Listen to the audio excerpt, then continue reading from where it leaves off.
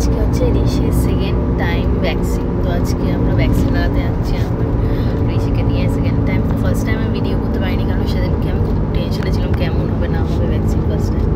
তাই আজকে ভাবলাম একটা ব্লগ করে নিই ছোট্ট।